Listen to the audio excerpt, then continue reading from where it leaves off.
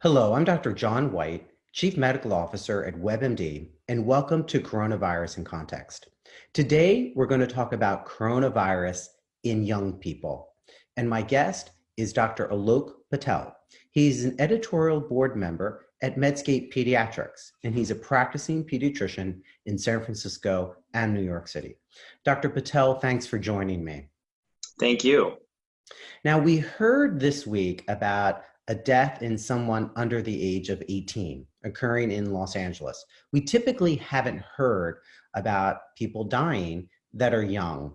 Why do you think this might be the case? Is something different going on here in the United States than perhaps in China and Italy? Well, first and foremost, my heart definitely goes out to the family of the child who died in Los Angeles. We don't know a lot about that child's age or if he or she had another medical condition. What we're seeing in the United States kind of reflects what we thought.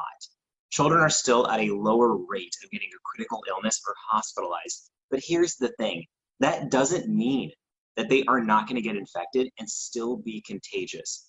You know, a lot of people last week were talking about that data that came out of China, which showed that about 6% of children can still get a really, really critical illness from this. And 6% is a huge number if we start getting thousands and thousands of children infected. So just because kids seem to be at less risk, that doesn't mean we should be any less vigilant in protecting them. Has there been a false sense of security up till now that, kids aren't going to get infected, and if they do, it's a mild case?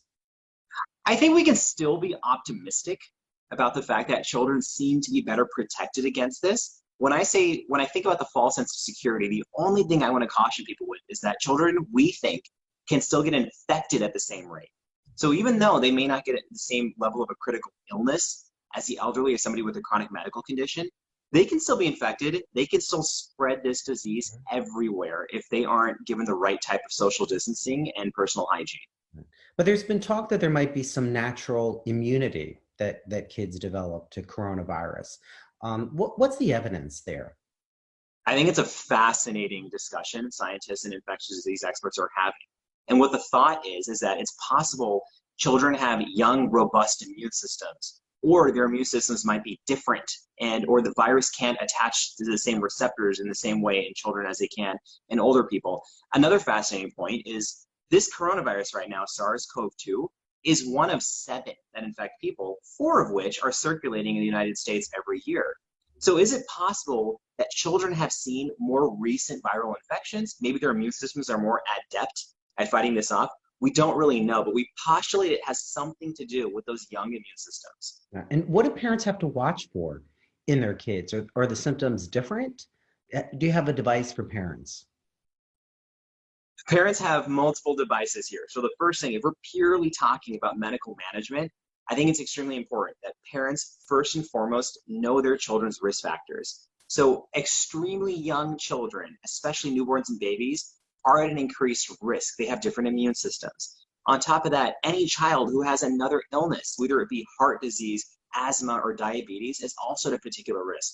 Children with cancer or children taking immunosuppressant medications should also be closely watched.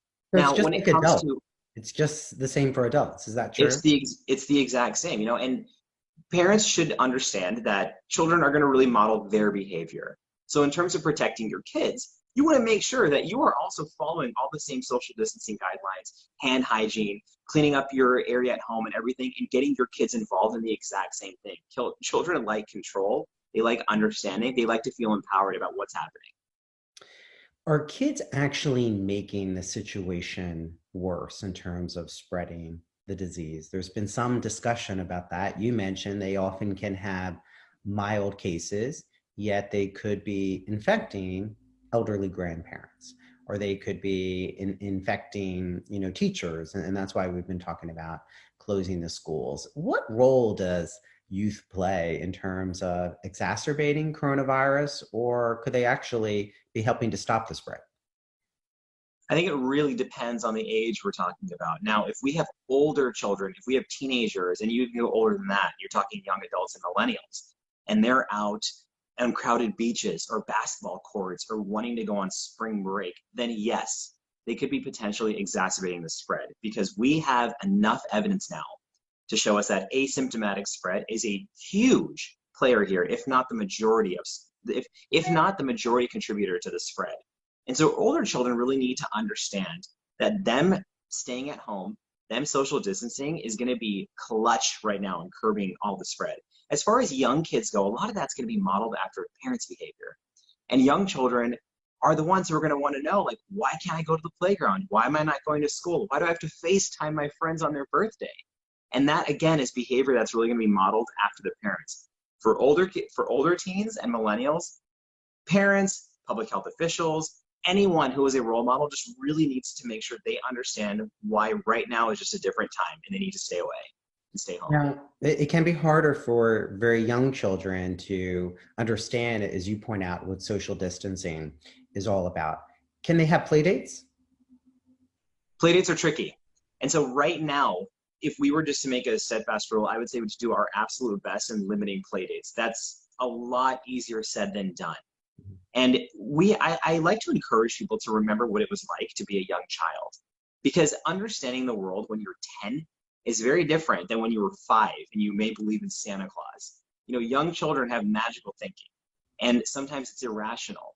So when it comes to things like play dates or going to the mall or something, we just need to make sure we're giving children reassurance and that they understand the situation. And they understand, no, you're not going to die. You're going to be just fine. We're prepared for this. Grandma and grandpa are going to be okay, but here's why people are getting sick right now, and here's the reality. A lot of people are getting sick right now, and we're going to make sure they're all protected. And I think when you give children these clear rules and you make sure they understand and they felt listened to, they'll understand. Do teenagers understand the seriousness of the condition? Many of them are having challenges of being socially distant and don't quite understand. Why can't they play that pickup basketball game with their friends that they've known, all their lives? I hear you. I talk to a lot of my colleagues, even some of my patients who are teenagers, and what I find is a lot of it depends on where they're getting their information from, which is why it's still important for parents to kind of monitor their children's media consumption. Try to limit how much news they're watching, or pay attention to what questions they have, either it's from the internet or talking to their friends. As teens have kind of a different gauge of the world depending on who they're around and where they're getting their information from. I've heard from teenagers who think this entire thing's a hoax. I've heard from teenagers who think this is a conspiracy theory. And then on the other hand, I've heard from teenagers who 100% understand why we need to flatten the curve. And so I think it's up to just taking a step back and talking to our teenagers and saying, what questions do you have? What beliefs do you have? Let's talk about it. And once teenagers understand their role, I do have belief in them. I think they'll step it up. What do you tell them? To be honest, I tell them the truth. And I'm very straightforward with teenagers. Teenagers do not like to feel belittled. I think they want to understand what's happening right now. And so with teenagers, I try to really empower them and make sure they understand that even if they're young, healthy, and feel great, they still play a huge role here. Some teenagers, even millennials, even young adults, have this belief that if they're young and their immune systems are healthy and they have no chronic illness, they should be able to go out. They should be able to live their life, which is what I've heard. And we just need to make sure they understand that even if they feel great, they could still be coronavirus positive. One important point I want to make, teenagers also look up to role models. And 2 weeks ago, I was trying to explain this point to a couple teenagers, had a hard time getting through to them. So I brought up the NBA. I brought up NBA player Donovan Mitchell, 23 years old. He said the scariest thing about this coronavirus was that he was coronavirus positive and had no symptoms. And if he wasn't tested positive, he would have been walking around and possibly infecting people. I think sometimes when you make that analogy, when you give teenagers something that they can kind of relate to, it clicks. Let's talk a little bit about testing. For testing in a younger population that may not be, quite 18, there's really been a discouraging, there's really been a lack of encouragement of testing, partly due to lack of protective devices and supplies. I've been hearing from parents that it's hard to get a test for your child if you think they might have coronavirus. What have you been seeing in terms of testing of kids?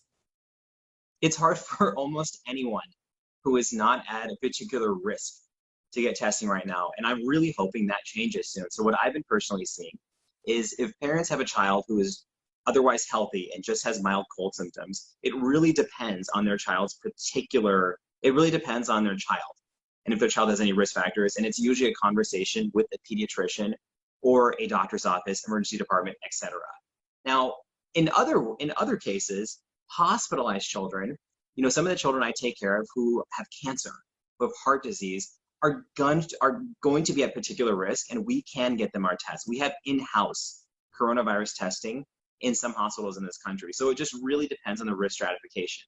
And I'm going to be honest, that's not just for children. I feel like that's for millions of Americans right now. And I'm hoping that changes, because it would be really important for us to know where exactly these outbreaks are across the country and what pockets could be potentially spreading this disease right now. What else do parents need to know about coronavirus in kids? I think we got to take a step back and really look at kind of the social impact right now. We make these general statements such as call your doctor or homeschool your children, when reality is we have 30 million uninsured Americans, and calling a doctor is not always possible. We also have parents who are hourly wage workers. We have 30 million children who get their meals from the National School Lunch Program. And so I think it's really important for parents to know, number one, that we're all in this together, and number two, to reach out for help if they need it. I'm inspired right now because all over the country, I'm hearing stories of different ways communities are stepping it up right now to support kids. I'm hearing stories about schools who are still offering breakfast and lunch if children can get away there. And a lot of teachers right now are offering different types of online education. A lot of children don't have Wi-Fi, and there are public hotspots, Wi-Fi hotspots, which are being set up to make sure children still get education. There's book drives happening. Parents can check in with their schools, social services, with their neighbors, and just figure out how the community is doing it. Right now is a critical time. School is even a huge intervention point for social services. And so I do think that we should be looking at every parent, every socioeconomic group to get through this together. Well, Dr. Patel, I want to thank you for taking the time to talk to us today, and thank our viewers for watching Coronavirus in Context. I'm Dr. John White.